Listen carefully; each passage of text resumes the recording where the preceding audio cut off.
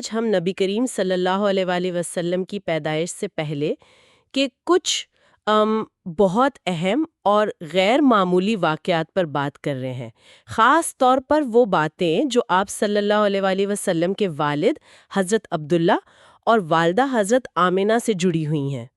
جی بالکل، اور ان تفصیلات کا جو بنیادی ذریعہ ہے وہ سیرت خاتم الانبیاء محمد مصطفیٰ صلی اللہ علیہ وسلم ہے۔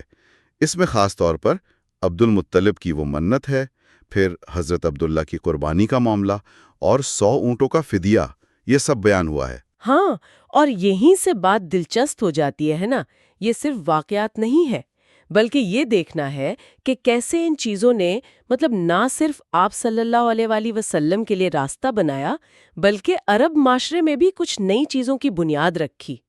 تو عبد المطلب کی وہ منت جو وہ بھول گئے تھے، وہاں سے شروع کریں۔ درست فرمایا، عبد المطلب نے ایک منت مانی تھی، پھر وہ بھول گئے تو انہیں خواب آ رہے تھے بار بار۔ پہلے اشارہ ملا مینڈا قربان کرو، پھر بیل، پھر اونٹ۔ اچھا؟ جی، مگر ہر بار یہی کہا گیا کہ نہیں، اس سے بڑی چیز۔ آخر میں واضح ہوا کہ بھئی منت تو بیٹے کی قربانی کی تھی۔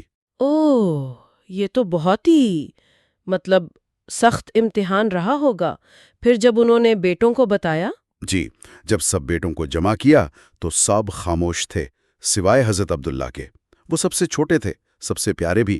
انہوں نے کہا میں حاضر ہوں۔ پھر قرآن اندازی ہوئی ہوگی؟ ہاں، قرآن ڈالا گیا تو نام حضرت عبداللہ کا ہی نکلا۔ عبد المطلب انہیں قربان گاہ لے گئے، لٹا دیا۔ اسی وقت ان کے بھائی حضرت عباس، چھوٹے ہی تھے وہ آگے بڑھے اور حضرت عبداللہ کو کھینچنے لگے۔ کھینچا تانی ہوئی؟ جی، اسی کشمکش میں حضرت عبداللہ کے چہرے پر کچھ خراشیں آ گئیں۔ کہتے ہیں وہ نشان بعد میں بھی رہے۔ اچھا، اسی دوران پھر وہ قبیلے والے آ گئے، بنو مخزوم؟ بالکل، بنو مخزوم کے لوگ آ گئے اور انہوں نے کہا کہ نہیں، بیٹے کو قربان نہ کریں، فدیہ دے دیں۔ یہ ایک اہم موڑ تھا، مگر سوال یہ تھا کہ فدیہ کتنا ہو اور کیسے طے ہو۔ ہاں، یہ کیسے طے ہوا؟ تو ایک نیا طریقہ نکالا گیا۔ ایک پرچی پر 10 اونٹ لکھے، دوسری پر حضرت عبداللہ کا نام، قرعہ ڈالا۔ تو عبداللہ کا نام نکلا؟ جی، بار بار حضرت عبداللہ کا نام نکلتا رہا۔ ہر بار 10 اونٹ بڑھاتے گئے، 10، 20، 30، یہاں تک کہ 100 اونٹ ہو گئے۔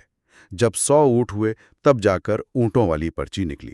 100 اونٹ؟ جی، تو یہ صرف ایک جان کا بدلہ نہیں تھا، یہ تو ایک طرح سے پورے عرب معاشرے کے لیے ایک نئی مثال بن گیا۔ پہلے تو شاید 10 اونٹ ہوتے تھے دیت میں۔ بالکل صحیح، پہلے 10 اونٹ تھے۔ عبد المطلب نے وہ 100 اونٹ کعبہ کے پاس قربان کیے اور گوشت سب کے لیے عام کر دیا، انسان، جانور، سب کے لیے۔ امام زہرے کہتے ہیں کہ عبد المطلب پہلے شخص تھے جنہوں نے انسان کی دیت 100 اونٹ مقرر کی، اور یہ پھر پورے عرب میں رائج ہو گیا۔ اور خود نبی کریم صلی اللہ علیہ وسلم نے بھی تو فرمایا ہے نا کہ میں 2 ذبیحوں کی اولاد ہوں۔ جی بالکل، اس سے مراد ایک تو حضرت اسماعیل علیہ السلام جن کی قربانی کا واقعہ مشہور ہے، اور دوسرے اپنے والد حضرت عبداللہ جن کا فدیہ 100 اونٹوں سے دیا گیا۔ حضرت عبداللہ کے بارے میں آتا ہے کہ وہ بہت خوبصورت تھے، ان کے چہرے پر ایک خاص چمک تھی۔ جی، غیر معمولی حسن و جمال تھا۔ قریش کی بہت سی خواتین ان سے شادی کرنا چاہتی تھیں۔ ایک واقعہ ورقہ بن نوفل کی بہن کا بھی آتا ہے جو عالمہ تھیں۔ ہاں، وہ نور نبوت وانی بات؟ جی، انہیں پچھلی کتابوں سے علم تھا کہ آخری نبی کے والد کے چہرے پر ایک خاص نور ہوگا، پیغمبری کی نشانی۔ جب انہوں نے حضرت عبداللہ کو دیکھا تو پہچان گئی۔ اچھا، تو انہوں نے شادی کی پیشکش کی؟ جی، شادی کی پیشکش کی اور ساتھ میں وہی 100 اونٹ دینے کا بھی کہا جو ان کا فدیہ تھا، مگر حضرت عبداللہ نے کہا کہ میں اپنے والد کی مرضی کے بغیر کچھ نہیں کروں گا۔ تو پھر ان کی شادی حضرت آمنہ سے ہوئی؟ جی، بنو زہرہ کے سردار وہب کی بیٹی حضرت آمنہ سے، جو نسب میں، مرتبے میں قریش کی بہترین خواتین میں سے تھیں۔ اس وقت حضرت عبداللہ کی عمر کوئی 18 سال تھی۔ اور کہتے ہیں کہ شادی کے بعد وہ نور حضرت آمنہ میں منتقل ہو گیا۔ جی، روایات یہی بتاتی ہیں، اور حضرت آمنہ نے خود بھی حمل کے دوران کچھ غیر معمولی چیزیں محسوس کیں۔ ایک دفعہ جیسے غنودگی سی تھی تو ایک فرشتے نے آ کر بتایا کہ وہ اس امت کے سردار اور نبی کی ماں بننے والی ہیں۔ اور نام بھی فرشتے نے بتایا، محمد؟ جی، پیدائش کے قریب فرشتے نے دوبارہ آ کر کہا کہ نام محمد رکھنا، یعنی جس کی بہت تعریف کی گئی ہو، اور یہ بھی بتایا کہ تورات اور انجیل میں ان کا نام احمد ہے، اور یہ بھی کہا کہ حسد کرنے والوں کے شر سے اللہ کی پناہ مانگنا۔ ایک اور روایت میں وہ نور والی بات بھی ہے نا کہ پیدائش پر ایک نور نکلے گا جس سے شام کے محل روشن ہو جائیں گے۔ بالکل، اور خود نبی کریم صلی اللہ علیہ وسلم نے بھی اس کی تصدیق فرمایا کہ میں اپنے دادا ابراہیم کی دعا ہوں، اپنے بھائی عیسیٰ کی بشارت ہوں، اور یہ کہ ان کی والدہ نے پیدائش کے وقت وہ نور دیکھا جس سے بصرہ کے محلات تک نظر آئے۔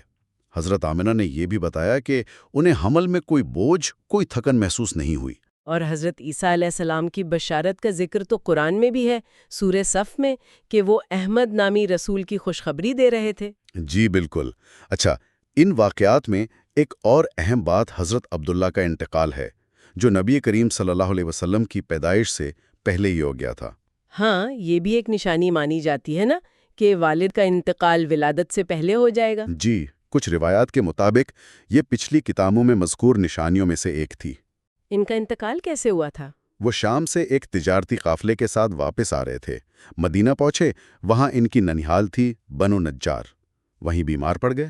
اوہ، مدینہ میں؟ جی، تقریباً 1 مہینہ بیمار رہے اور وہیں انتقال فرما گئے اور وہیں دفن ہوئے۔ مکہ میں جب عبد المطلب کو پتہ چلا تو انہوں نے اپنے بیٹے زبیر کو بھیجا، لیکن ان کے پہنچنے سے پہلے ہی حضرت عبداللہ وفات پا چکے تھے۔ تو اگر ہم خلاصہ کریں تو یہ سارے واقعات 100 اونٹوں کا فدیہ، جس نے ایک نیا قانون بنایا، وہ نور نبوت، حضرت آمنہ کو ملنے والی بشارتیں، حضرت عیسیٰ کی پیشگوئی اور والد کا پہلے انتقال کر جانا، یہ سب جیسے ایک تمہید تھی۔ بالکل، یہ ساری کڑیاں ہیں، قربانی کا ارادہ، پھر فدیہ، نور کا منتقل ہونا، فرشتے کے اشارے، پرانی پیشگوئیاں، والد کا نہ ہونا، یہ سب مل کر تاریخ کی ایک عظیم ترین ہستی کی آمد کے لیے ایک بہت ہی منفرد، ایک گہرا پس منظر تیار کر رہے تھے۔ اور یہ سوچنے والی بات ہے کہ نام تک پہلے سے بتا دیا گیا تھا، محمد، احمد، یعنی قابل تعریف۔ یہ خود آنے والے کے مقام اور مشن کی طرف کتنا بڑا اشارہ تھا۔